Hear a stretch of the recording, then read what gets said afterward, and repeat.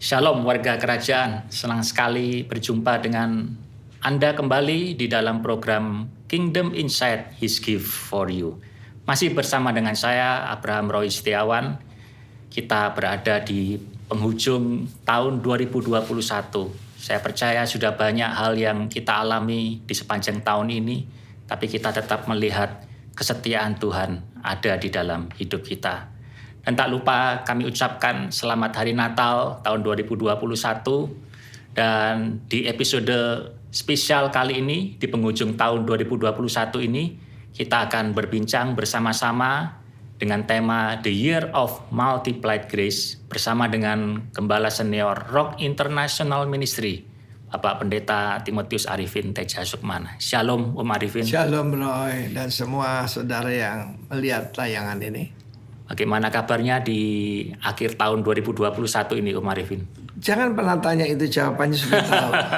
Luar biasa. Luar biasa. Ya, sekalipun Om Arifin saya dengar melakukan safari begitu ya, kunjungan dan khotbah ke beberapa cabang kita. I'm old, young old. Yang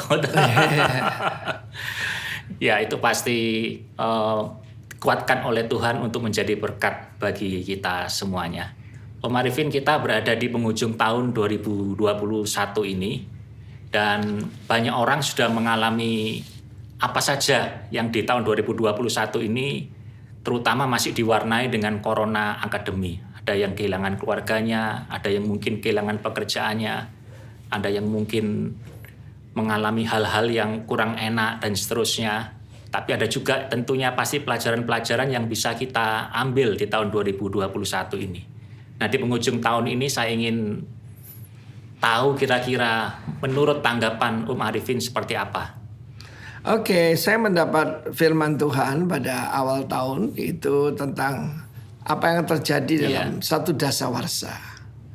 Tetapi juga secara khusus pada waktu 2020 sudah mendapatkan satu firman Tuhan tentang 3 tahun ini. Jangan lupa ya, perhitungan tahun dalam Alkitab bukan Gregorian.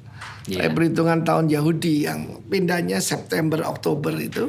Dan sekarang kita ada di 5778. 5778. 8 selalu permulaan yang baru.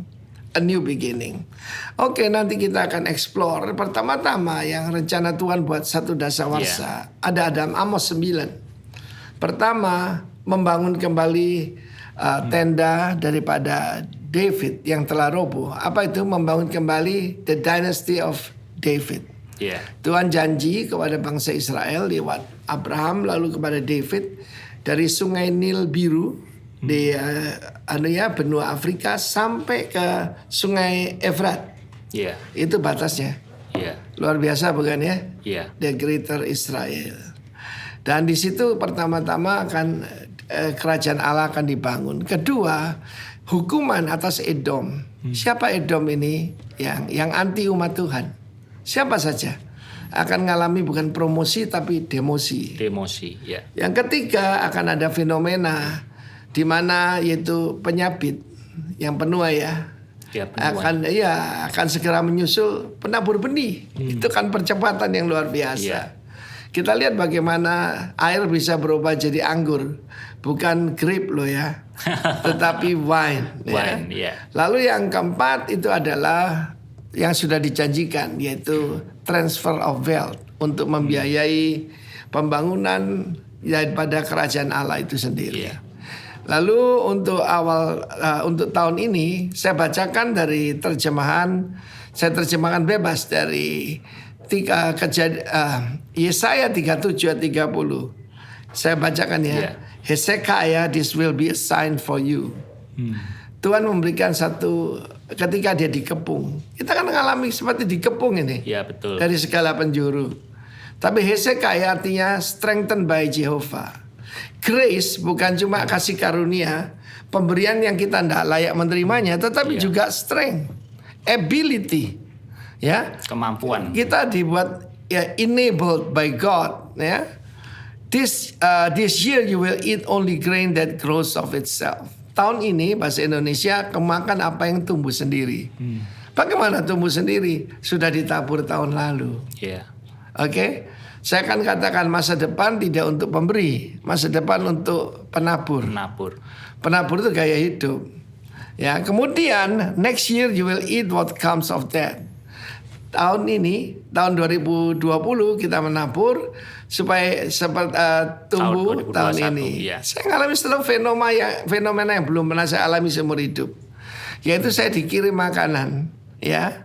Selama kalau kurang lebih 630 hari, ya, yang tahu persis istri saya. Karena ada lagu Hitung Berkatmu satu-satunya. Mulai 27 Maret 2020 sampai sekarang tanpa berhenti. Dan yang lucu, kita pulang besok ke Bali sudah ada kiriman makanan hari ini. Tuhan mau katakan pada kita, jangan takut. Iya. Jangan takut kepada orang-orang yang akan menganiaya kamu. Itu urusanku. Itu janji Tuhan. Nah, yang tahun ketiga, then in the third year.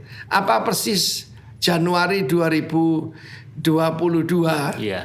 Ya, karena itu kan tahun Gregorian. Semua nubuatan itu tahun Yahudi, ya. In the third year, life will be normal again. Life will be normal again. Life will be normal again. You will sow and reap. Kamu akan tetap menabur dan menuai. Nah ini, plant vineyards and eat their fruit.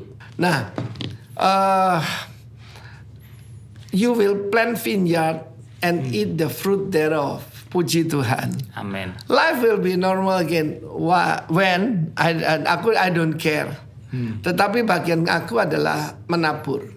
Yeah. Menabur pada people, menabur pada pekerjaan Tuhan. Dan itu betul-betul yang saya lakukan. Dan saya akibatnya akan eat the fruit thereof. Yeah. Jadi ini sebagian, jadi yang besar dengan yang untuk tahunan ini, ya. Yeah.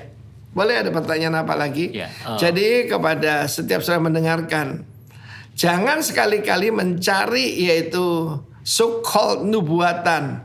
Kan banyak orang keliling, ya, kasih nubuatan pribadi atau apalagi horoskop dan ramal-ramal.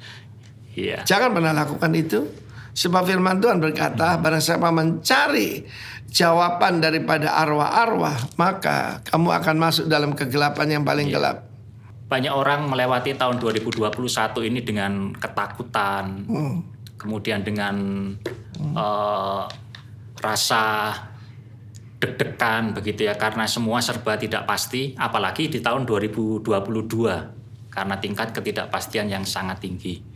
Nah, Om Arifin melihat ini seperti apa? Bagaimana kita untuk menghadapi tahun yang akan datang di tahun 2022 ini, setelah kita pas tahun 2021 ini?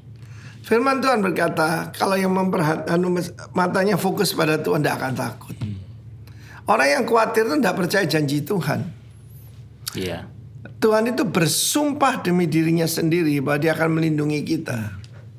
Dan Mazmur 105, ketika jumlah mereka kecil, very few, pada waktu pindah, ya, berapa? Termasuk Yusuf dan kedua anaknya, 70 orang saja. Tetapi barang siapa bangsa yang menjajah mereka berurusan dengan Tuhan. Coba perhatikan. Mesir, Aram, Assyria, Babylon, Media, Persia, Yunani, Romawi, Ottoman, whatever, dihabisin oleh Tuhan. Jangan takut soal itu. Jadi kalau orang hidup tanpa janji Tuhan, ya akan stres berat. Tapi saya enjoy perlindungan Tuhan. Saya enjoy pertolongan dan perlindungan Tuhan. Dan seharusnya kita sebagai orang, namanya orang percaya. Orang yang percaya tidak akan gelisah. Ya, hidup mereka dipenuhi dengan damai sejahtera because their mind is stayed on thee, yaitu tertuju hanya pada Tuhan. Kalau kita tidak lihat ke atas di mana Tuhan bertahta, kita akan ketakutan kan? Orang yang melihat ke bumi akan lalu lalang, lapar, masuk dalam kegelapan dan ketakutan. Tapi kita pas perayaan Natal ya, kalau kedatangan yang pertama sudah begitu hebat, apalagi kedatangan kedua. Believe in the world. 2,1 miliar manusia percaya pada Yesus yang pernah lahir di Bethlehem, tinggal di Nazaret. apakah itu bicara soal mindset kita yang selalu melihat persoalan terus-menerus begitu Marifin, sehingga rasa takut itu begitu menguasai hati kita? Saya mau cerita suatu ilustrasi.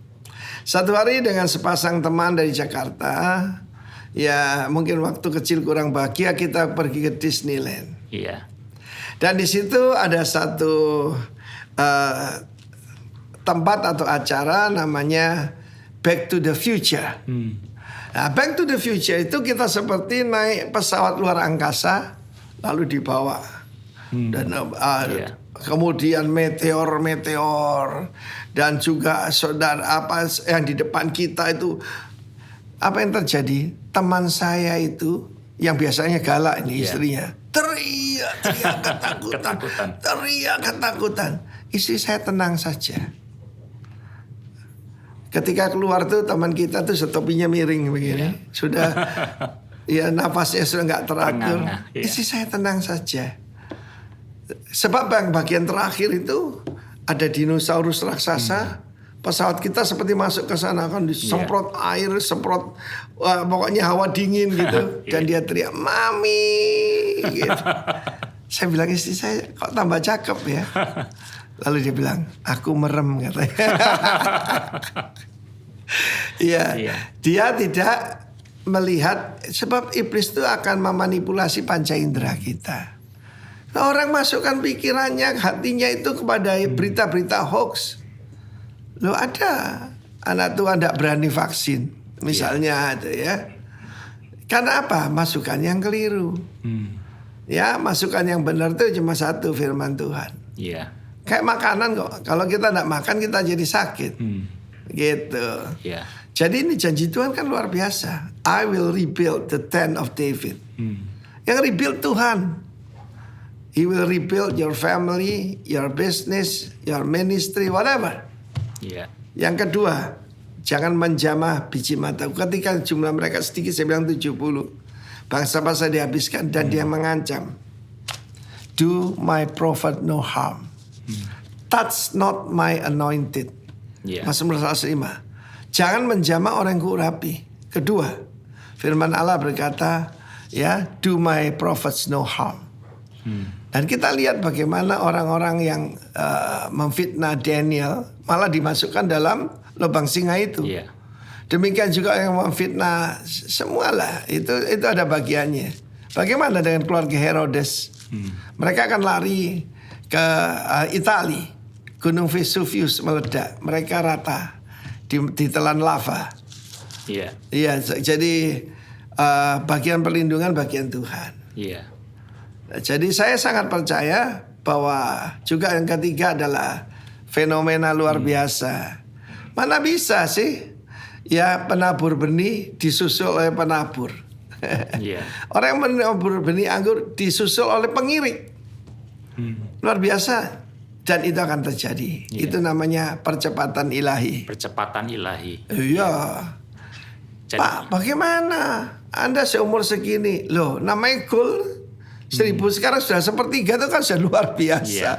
Kalau misalnya nggak tercapai ya itu bukan sesuatu dosa ya.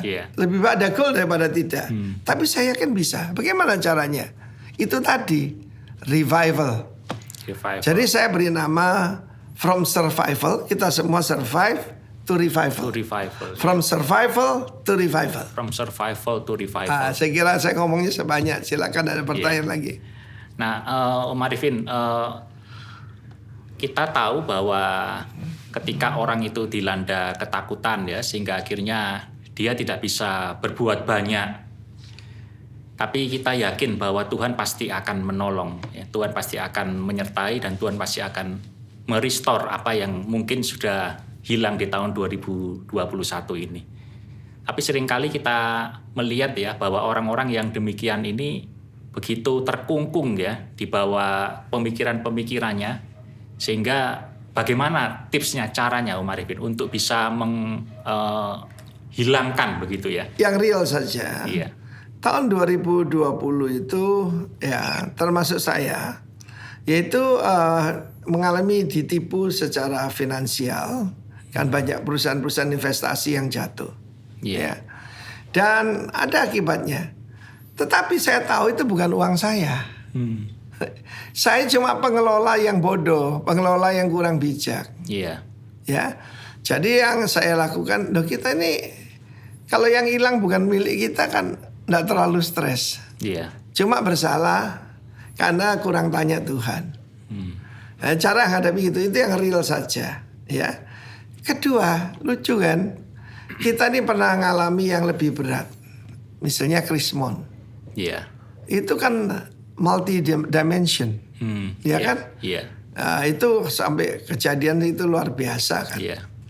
Tetapi kita sudah pernah melewatinya. Nah, contoh yang lain soal keuangan, ini soal penyakit. Ketika saya terkena COVID-19, tahun 2002 saya itu disembuhkan dari kanker getah bening. Nah, COVID gak ada apa-apanya. 2003 aneh, saya terkena virus, ya, sama kuku saya biru semua, kuku sama kaki biru semua, tanda ada infeksi ya, tanda ada virus. Itu nggak tahu virusnya apa, ya, bukan SARS, bukan MERS, bukan chikungunya ataupun salmonella, mereka nggak tahu. Jadi coba-coba. Sekali lagi saya mengalami kesembuhan secara ajaib. Amin. Dan saya mengalami speedy recovery. Lah kalau COVID-19 kan tahu obatnya. Iya. Ya kan? Iya, tahu betul. obatnya. Jadi kenapa kita menghadapi? Karena sudah mengalami itu. Dan satu lagi, kita sudah diselamatkan. Iya. Saya ulangi perkataan saya, kita tidak bisa diintimidasi dengan neraka.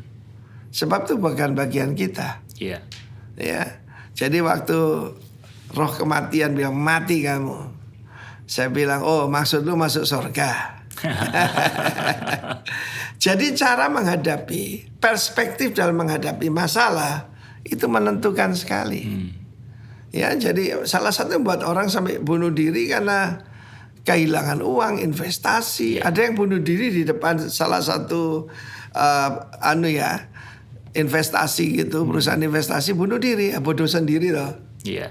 Iya kan? Kalau bagi kita semua milik Tuhan, termasuk nyawaku milik Tuhan. Jadi kita aman dalam perlindungan Tuhan. Iya. Dan Saya kita bilang Tuhan, khawatir. nafas saya ini seperti benang perak tangan Tuhan. Ecclesiastes 12. Iya. Pengkhotbah 12 ya dah. Tuhan yang pegang, bukan iblis. Iya. Jadi kalau Tuhan pertahankan nyawaku, puji Tuhan. Iya.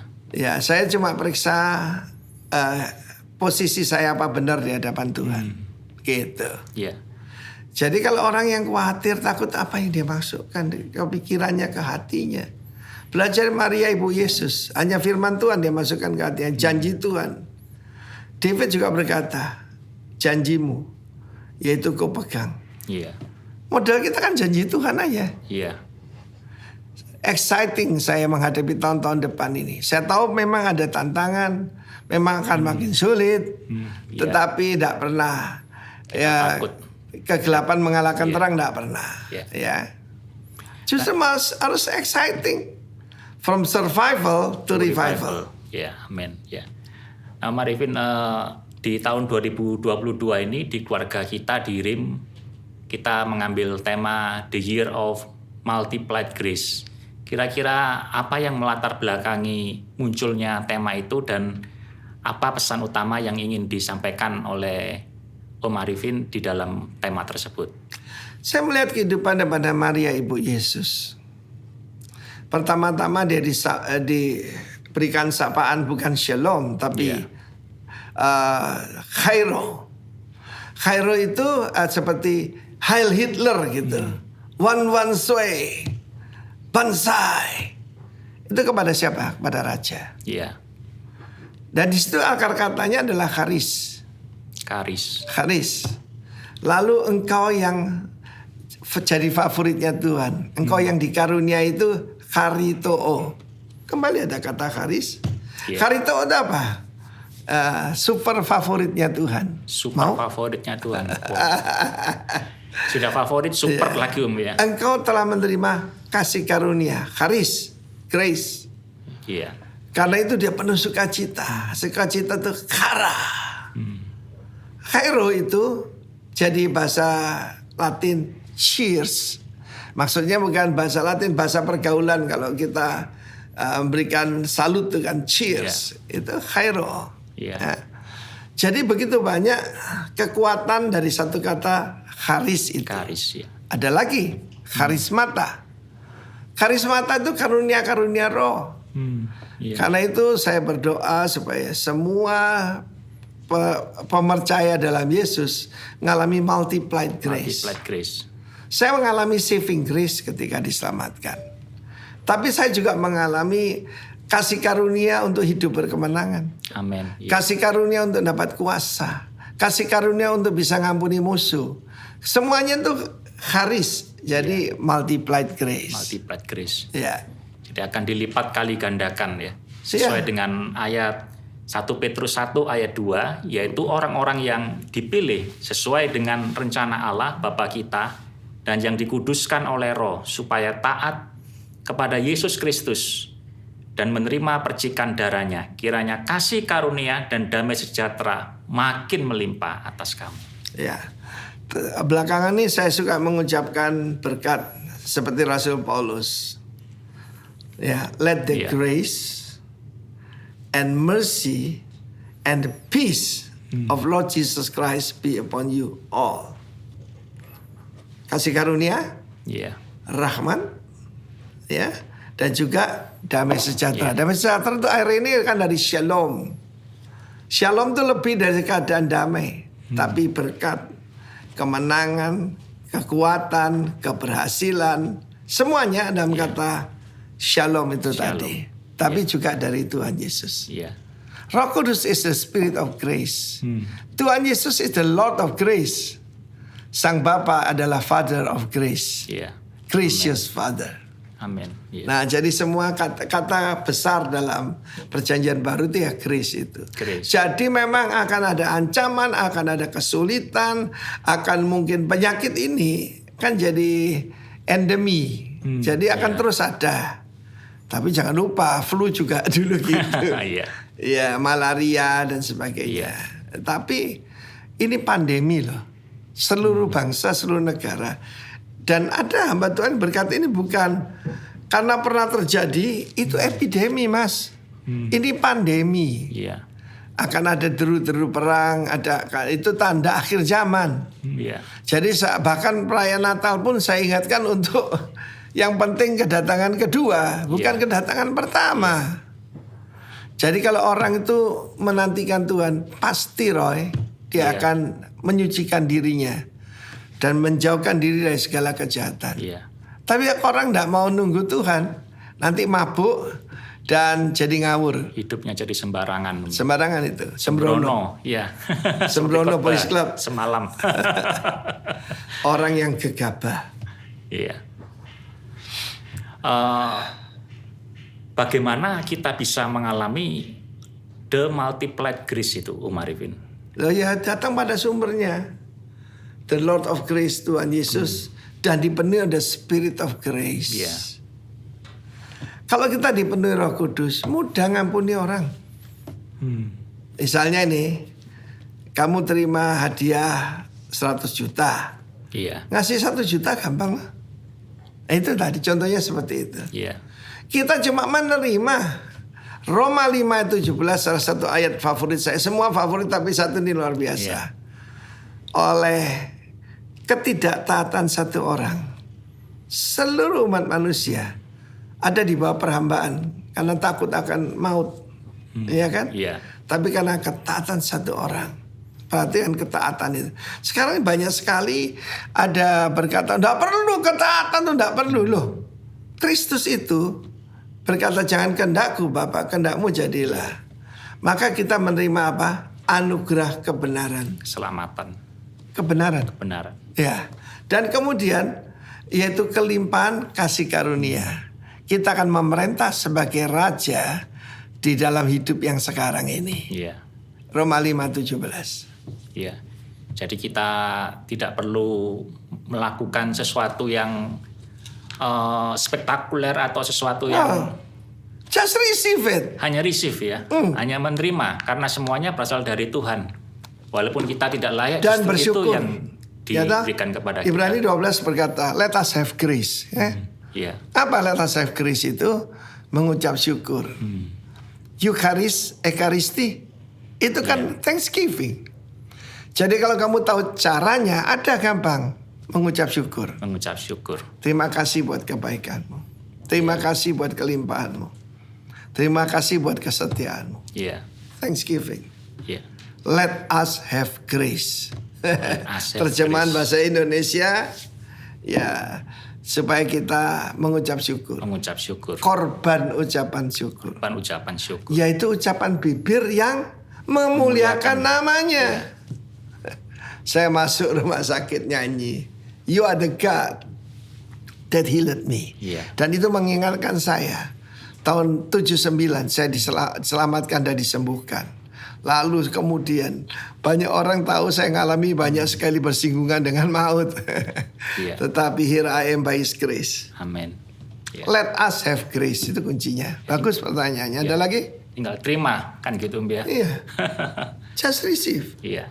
Moodnya diatur. Banyak orang ingin memberi, padahal cuma menerima. Rasul Paulus tanya pada jemaat Korintus, apa ada yang kamu tidak terima? Apa yang dari hasilnya kamu? Tidak ada. Semuanya karena pemberian. Ya kebetulan saya gembala, dan Roy pasti juga ngalami. Iya. Nah semua yang saya pakai ini pemberian. Pemberian. Iya, pemberian ya. Apa aja, semua. Semua. Jadi tidak bisa sombong maksudnya. Apa yang kita mau banggakan? Karena Tuhan kita baik. Iya. Setiap kali kita memasuki pergantian tahun, seringkali orang punya target, punya resolusi. Apakah menurut Om Arifin itu kita perlu untuk melakukan hal itu? Terutama dalam kehidupan pribadi dan keluarga kita. Loh pasti tuh. Pasti ya. Nah kalau orang tidak punya target gimana? Iya. Lebih baik punya mimpi dan punya target. Kita goalnya church planting, menanam vineyard tadi, ya menanam kebun anggur 1.000, ya di mana saja. Iya. Dan dalam tahun-tahun ini tetap berbuah. Nggak ada yang bisa menghalangi pekerjaan Tuhan. Cuman pasti akan ada revival. Iya. Itu pasti. Karena janji Tuhan waktunya singkat gimana? Akan mencurahkan kepadamu hujan awal dan hujan akhir bersama-sama. Itu ya nanti yang disebutkan dalam awal 9 dan mulai ayat 10 dan selanjutnya itu. Iya. Nah, kalau target dari keluarga kita RIM sendiri tahun 2022 ini apa Om Arifin? Dari apa yang dihitung kalau garisnya linear begini, kita ketinggalan 200 gereja. Seharusnya bisa mencapai 500-an. Iya. Ya toh? Atau mungkin lebih 300 gitu. Tetapi jangan lupa, saya percaya saya melayani Tuhan 42 tahun hari ini by His grace. Maka kalau kamu lihat itu ada percepatan gitu. Iya. Kurva Percepatan J. tadi ya. Kurva J. J. J-nya Jesus ya. Jesus. Jadi gini mendatar lalu Naik ke atas. menukik ke atas, Ke atas. melejit. Iya. Nah itu yang kita percaya. Dan di dalam kehidupan pribadi kita dan juga keluarga kita, apakah setiap resolusi itu pasti akan sesuai dengan kehendak Tuhan? Atau bagaimana caranya kita mendapatkan Kan Tuhan bilang resolusi atau target yang sesuai dengan kehendak Tuhan? mintalah.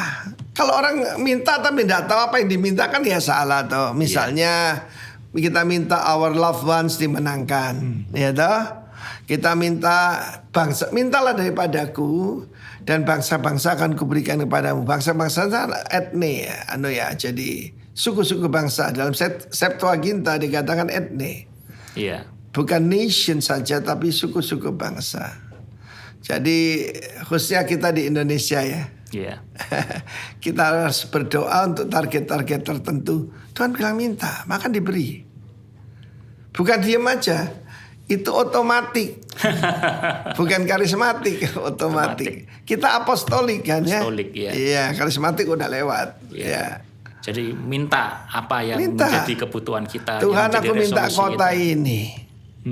Khususnya Surabaya kan saya sampaikan dalam khotbah kemarin. Iya. Bethlehem not only house of bread but house of fighters. House of fighter, ya. Nah, house of fighters. Iya. Nah, saya rindu jemaat yang berkemenangan seperti itu.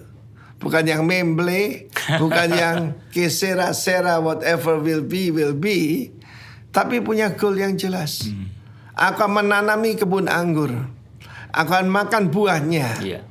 Dan aku menikmati apa yang aku tanam 2021. Kan gitu ya? Iya. Dan itu pasti akan terjadi. Kalau kita ucapkan dan kita percaya. Kita ucapkan, iya. Salah satu yang diajarkan iblis adalah pasifisme. Satu lagi, fatalisme. Fatalisme. Saya ditanya loh, apa Anda percaya suratan hidupmu sudah ditentukan dan kamu tinggal menjalani? Ada yang angkat tangan. Itu tidak diajarkan Tuhan Yesus. Hidupnya adalah pilihan. Hidupmu mesti punya goal. Kata Rasul Paulus, aku begitu rindu untuk datang ke tempatmu, tapi iblis menghalangi aku. Justru kalau iblis menghalangi itu kita tahu arahnya kita benar. Itu ciri-cirinya Om ya. Kalau justru ada banyak penghalang, iblis menghalangi. Kalau seorang pengusaha cinta Tuhan suka memberi buat pekerjaan Tuhan, diganggu bisnisnya berarti arahnya sudah tepat. Iya. Di tahun 2021 ini kita punya tema The Year of Reproduction. Iya. Dan saya percaya bahwa sudah banyak pemimpin-pemimpin baru yang dilahirkan, pemimpin-pemimpin muda yang dilahirkan juga. Kira-kira apa pesan Om Arifin kepada pemimpin-pemimpin kita ini? Yang baru atau yang senior? Yang baru dilahirkan ini. Yang baru. Untuk meneruskan pelayanan dan dedikasi mereka. Hati saya penuh sukacita, baru saya kembali di Mataram. Iya. Seperti saya katakan Pak Roni ya superstar ya. Tapi Pak Yoyo ini membangun super team. Iya. Tetapi muncullah generasi baru sesuai dengan namanya The Year of Reproduction. Saya perintahkan kepada dia lewat Pak Roni, yaitu cari The Magnificent Seven. Seperti Kisah Rasul 6. Iya. Ya. Yang terkenal reportnya baik, ya, yang punya nama baik di luar jemaat, penuh dengan roh, penuh dengan hikmat, penuh dengan kasih karunia, ya, penuh dengan kuasa Tuhan. Iya. Ini kemarin saya ketemu 4 dari mereka. Saya bilang 7. 7 itu bukan angka 7 tapi satu angka sempurna. Sempurna. Iya. Saya lihat di mana-mana sedang bangkit seperti itu. Baru-baru Natal di Jabodetabek. Saya diperkenalkan Pak Roni, ya pemimpin baru.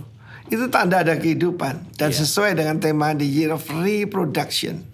Muncul pemimpin-pemimpin yang baru. Muncul. Iya. Dan untuk tahun-tahun berikutnya ini, apakah Om Arifin masih tetap merindukan kemunculan pemimpin-pemimpin baru yang lainnya? Terus akan berlanjut Tentu sampai saja. tahun berikutnya. Iya, sekarang ini baru 330. Iya. We need 670 top leaders. Iya. Saya katakan top, yang terbaik. PR-nya masih banyak.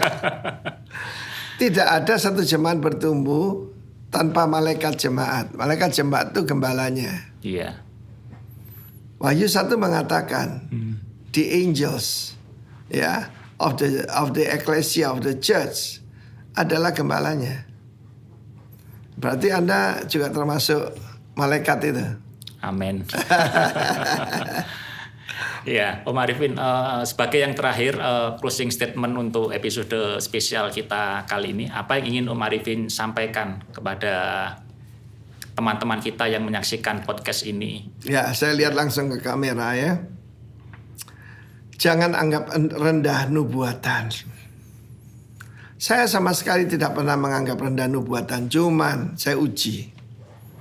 Kalau yang dari Tuhan, perkatakan, ucapkan, percayailah, dan itu akan terjadi.